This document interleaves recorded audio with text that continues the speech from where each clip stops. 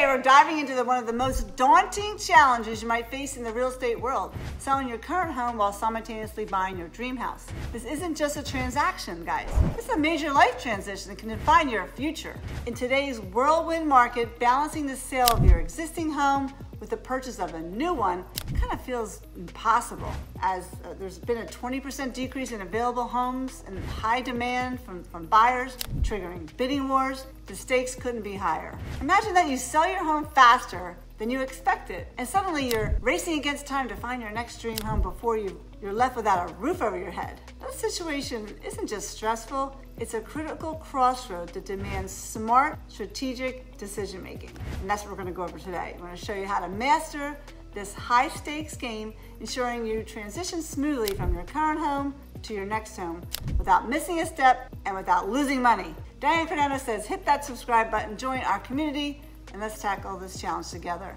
I am going to go over a lot here, a lot of ideas, ones you maybe not have heard of.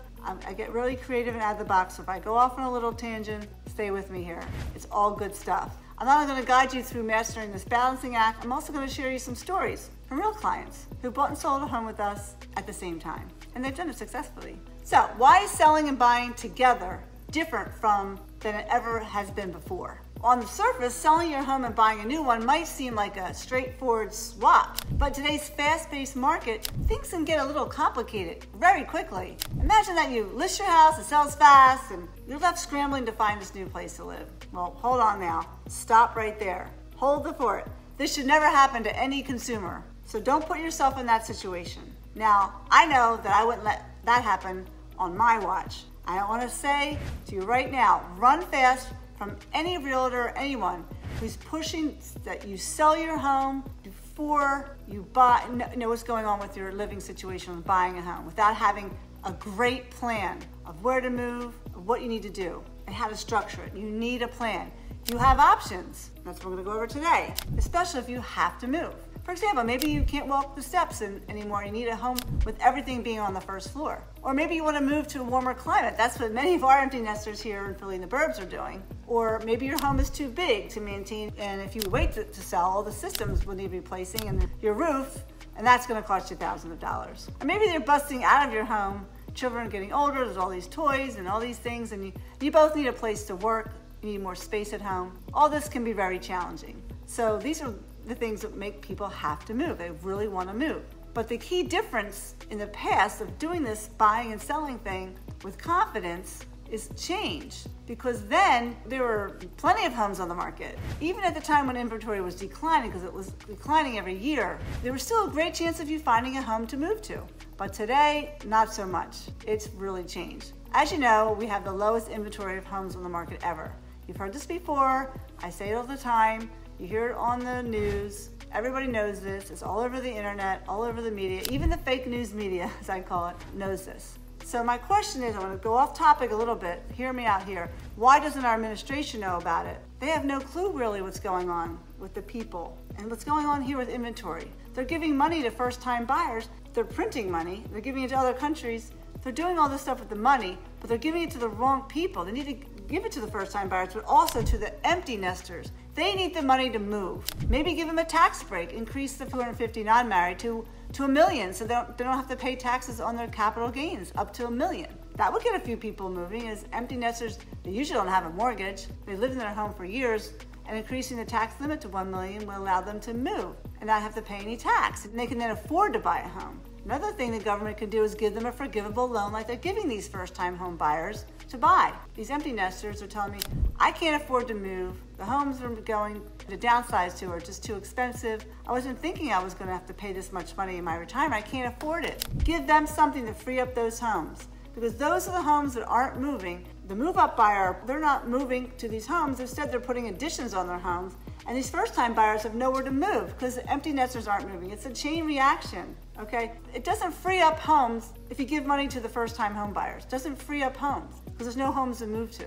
And it's just common sense, guys, common sense. So since low inventory is the key to this difference, you have to make sure that when you do this selling and buying, you do it correctly. I'm gonna go over some of these options, because I know they said 20% decrease, but in Philly and the burbs here, if you're looking to do this here in Philly and the burbs, it's like 40%. I think there's 40% less homes on the market than there was in 2020 because there's no affordable new construction anywhere within an hour or two out of the city. So if you're a first-time buyer, you're moving far out. You're not staying anywhere close here if you want to buy new construction or a home that's affordable. Buyer demand is remaining high. There's bidding wars and the quick sales. They're becoming a norm, and it's creating this challenging scenario. So let's go over some of the options.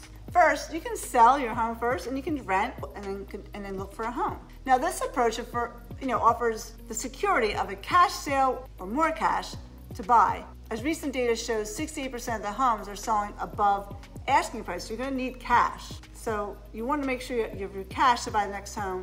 So selling your home, having your cash, and then being able to look is a lot easier than having a contingent sale. Okay. Now the average days on the market that people are selling from agreement of sale to settlement is 30 days. But in that month of you trying to settle, you may not be able to find rentals. So it could be a challenge. However, that's why we do all of our homework and make sure there's a place you can move to. That's why we look at all these options. So renting a home now after you sell is an option. And then you could buy something, take your time doing it. Or instead of renting, you can go live with family members or something like that. I see it all the time. I have several of my empty nesters, sellers who are supposed to move, but now they're stuck at home because their kids are moving all back to live with them until they find suitable housing. Or for some of them, they can't afford to live on their own. They have to move back with their parents to save money before they can actually buy something. So it's happening everywhere, but it is an option. Now, the next option is to sell your home with a home sale contingency. Now, this allows you to make offers on the new home while yours is for sale or your home is under contract. I would say don't for sale. Home sale is never going to work. Home settlement is better. Strengthening your offer with a guaranteed source of funds. So have a home settlement contingency is probably best. Now this hinges on finding the right seller or the right home, maybe a home that nobody wants to buy, because right now it's probably not going to happen with even a home settlement contingency, because most houses are going on the market and most sellers want a 30-day close. They don't want to have to wait. So there are 5 to 8 buyers now for every home. You're not their only option, I can say. So if you really want a particular home and your home is under contract, you really want this home, you're going to have to pay way over what a non-contingent buyer would pay. For some of you, that might be okay. If you plan to stay in that home for a long time, and as prices are going up anyway, just seal the deal. Get something now. Buy now secures you a deal. One that could be thousands of dollars, you just wait another 6 months. The third option, I love the best. This is the one that I do all the time, and I think it's the best option, but it might not be for you, but let's hear it. You can sell with the buyer rent back. This option allows you to stay in your home after it closes for a specified period of time, which you can then rent back your home at the cost of paying the buyer's mortgage payment, which for some of you could be higher than what you're paying now, but what it does, it frees up your capital. You settle on your home, you have your money. Then you're able to go out and compete with the cash buyers. That's what happens. You get your home sold quickly. And make sure your agent advertises that you need a rent back and negotiate that into the deal. Then you can take the offer that allows you to stay in the home for a particular amount of time. You can negotiate that, find the right buyers willing to work with you, giving you the cash that you need to buy a home while renting your old home. So you have your cash, you go out and buy freely. But I'm going to say, if you do this, it's very important that you need to do this. There's a clause you need to put in there, into the agreement of sale if you're doing this. Very important clause. The clause says that it's a separate agreement. Don't put it in an agreement, put it in an addendum. That the seller and buyer agree the seller can remain in the house for, say, 3 months, whatever, say 3, 6, whatever it is, say it's end of August. But the seller has the opportunity to move that settlement date 30 days before or 30 days longer, giving the buyers at least 30 days notice. That then allows you to be flexible with the home seller of the house you're buying, and it works really good. And make sure you have that clause. That means that when you find your new home and they sell, that seller wants to settle July 15th. Well, then you can move it up, or actually July 30th, if it's August 30th. Gives you that flexibility, and you need that. Don't get pinned into that one, okay? But very important, before I would allow my client to take this option of this rent back, 6 months, 3 months, whatever, I have to be very confident that I can find a home for my client. It's a great option, but if there's no home for you to buy, then that's not a great option, okay? Because if there wasn't not a house that had sold 6 months prior that you liked, and all 6 months, there probably isn't going to be one the next 6 months, so really watch out. Also, it's a great option because what buyer wouldn't say yes to allowing you to stay in the home? When you're paying their mortgage, And then it seals the deal for them. They get that price. They don't have to wait 3 or 4 months to buy a house, and those prices are going up. So it's another good reason why the buyer would say yes. It's a no-brainer. Next, another option is you buy your home before you sell. So a lot of people just can't do that. They're just not qualified. But if you're qualified to buy a home without selling a home, your pre-approval has to have a no home sale contingency on it. Very important. Then you can buy your favorite home and simultaneously be preparing your home for sale and getting all the photos ready and getting everything together, getting rid of your stuff. So when you do find a home, then you can put your home on the market fairly quickly and settle around the same time. And remember, you can ask your buyer to do a rent back for a couple of days, maybe a week, to offer that option so you can actually move slowly, not have to move on the same day. That's really good as well. Depends on your situation. Now, if you're not qualified to buy without selling, you can also borrow money for a friend or family member or have a co-signer. You can get qualified, even though you're not really. So in other words, all you need is a non-contingent piece of paper going into the offer with the seller of the home you want to buy. So if you can do that by borrowing money and getting a gift, money you don't need, money that's coming from the sale of the home, you can always give it back. It's like a fake gift. And then you do settle before you buy that new home. Or you say, Mr. Seller, I'm willing to pay you this amount. I'll go to settlement in 60 days and my parents are going to co-sign with me. But when you go to settlement, they don't need a co-sign because you've already sold. Then you go sell your home and then you marry the dates up. Okay, so it's really easy to do. I know it sounds confusing, but there's ways of getting a non-contingent pre-approval is the most important thing to get using maybe OPM, other people's money or other people's co-signing, but you really won't end up doing that at the end. You're really not. Now, if you have to do that, you can do it for 6 months. You can take them off after 6 months and refinance with the money that you got from your home. I have a lender who I do that with. I'm very creative. This is why you have to hire a very creative realtor. I have a creative lender as well, Krista Lowry. She does all that stuff for us. That's a really good option. Well, we did that option. I'm going to tell you about the Russell family. The Russell girls, they had a home, and their parents had a home, and they would drive down to their parents' house every day, twice a day, to keep tabs on them, to feed them, whatever they needed to do to take care of them. It got to be kind of hard, so let's say, let's buy one home, and we'll sell these 2 homes, and we'll find that home. But they didn't want to pay that mortgage payment. They didn't have all the cash was in their home. Parents' house was mortgage-free, their home was almost mortgage-free, but they needed to have that cash to get that lower mortgage rate. But the lender said, and I said, listen, let's just do what you can. So what we did was we did a 5% down loan. We got their home. It's the home that we found for them.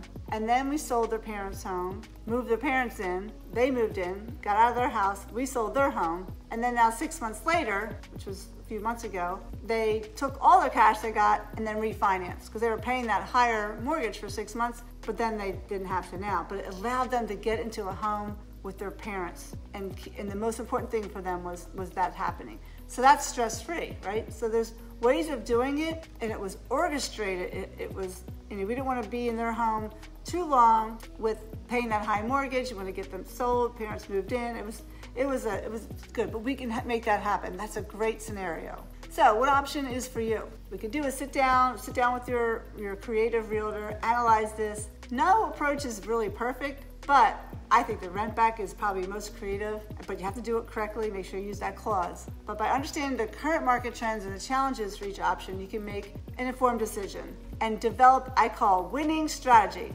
I like to win, and I like to get everything out on the table. And I get to sit down with you, my clients understand what's really important to them. That's the only way I can come up with a strategic plan and help them make informed decisions. That's what you want to do, right? Make good decisions. So what if you are a contingent seller? And what's the plus of being one? What's the plus of getting yourself out there with a home sale, getting that rent back and getting that house under contract? Even though you're contingent, what's the plus of it? Well, seller will see you as a serious buyer. Although you're contingent upon selling, you don't have maybe a bank of data, you don't have a co-signer, that's all you've got, it's fine. You buy that house, you still have that rent back option, but you're working with a buyer who maybe doesn't have any contingencies. Make sure the buyer of your home has good financials and they have all their contingencies removed. So all you need is a home settlement contingency, not a home sale contingency. That's important too. Get a great buyer, get a quick settlement so that you can make this all happen. Very, very important. And in a competitive market where sellers are, they often receive multiple offers, you might have a chance. you might have a chance, but you might have to pay more. So what's been happening with my contingent sellers is they have to pay over what the non-contingent buyer would pay to get the seller's attention. Which isn't a bad deal because then you're buying a home, securing that price before prices go up anymore, getting that interest rate, whatever it is. So that's one thing to think about, and if that does happen to you. So get pre-approved early. Try to bet your best to get a non-contingent home sale approval, even if you do have to buy without selling and really want to, find cash, family member, co-sign, or whatever it is to do. And if you can't, we go the contingent route. Make sure there's going to be a home out there for you before you do that rent back. And obviously, to make this all happen, you have to price your home strategically. A competitive price attracts the multiple buyers and can lead to a quick sale of your existing home. You don't want to price it where you think you're going to end up. You want to price it a little lower to get people then to move up to that number or even higher. I call it the sweet spot, a price that generates interest without leaving money on the table. It's an art. That's why you need to hire an expert or a creative realtor. You don't want to hire a surgeon that hasn't done it before, right? You want to make sure they've done it many times. It's your heart here. Same as in real estate. You only get to do this one time. The person is supposed to be protecting your asset. You want to make sure that they're not Aunt Susie's niece's sister who just got their license because she's going to charge you $2,000 less. You got to get what you're paid for. So work with a great agent, experienced agent, someone who's guide you through negotiating, navigating contingencies, and craft that offer that stands out. Like I said, having those options up there really are good. And also be flexible and creative. You gotta think out of the box. Sometimes I know that people, when I come up with a very unconventional idea, they get a little bit stressed out, but I've done it so many times, I have to give them the confidence. I give them the names of people I've done it before. They can explain how they were a little bit weary about things, but how they realized that I knew what I was doing. So make sure you can trust your advisor before and consider being open to different closing dates or just maybe some minor concessions and give you the edge over what other buyers might do when you're buying a home. Being a little more open in your parameters as well. Selling and buying, like I said, is a crazy thing right now, but you can do it, and it requires really clear communication. Bring it all out with your realtor, okay? Make sure, and also that your realtor has your back. Now, I know this process can be nerve-wracking. That's why I am offering my suggestions to you, whatever you need, in the comments below, or go to my calendar, dianescalendar.com. Let's get a call together. Let's find out exactly what we can do for you and what options is best for you and how we can make this happen for you. See you on the next one. Have a great day.